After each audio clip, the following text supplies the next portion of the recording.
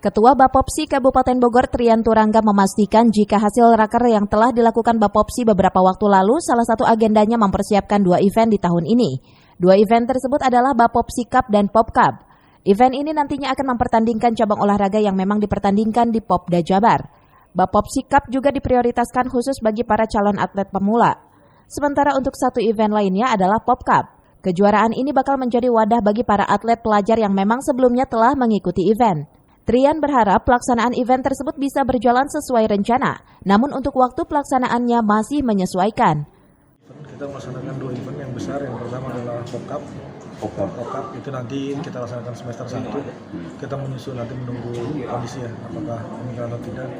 Lalu kemudian Bapopsi Cup. Jadi agenda rutin nanti Bapopsi Cup itu nanti di Oktober November. Kalau Pop Cup kita laksanakan mungkin di April Mei. Terus bedanya apa? Jadi gini, kita tuh kan tugas Bapopsi itu kan salah satunya mengembangkan olahraga pelajar.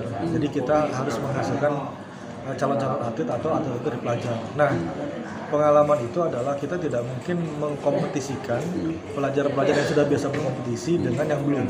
Nah, makanya kita bikin 2 ruang. Ruang pertama adalah Bapopsi Cup. Bapopsi Cup itu sebagai arena kompetisi untuk pelajar-pelajar yang belum pernah berkompetisi.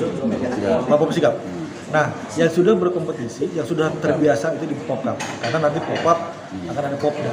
Cuma tahun ini ada atau tidak ada Popda, Pop Cup-nya tetap berjalan. Karena tabungan untuk masa depan. Dari Megamendung Kabupaten Bogor, Cevi Suryadi melaporkan.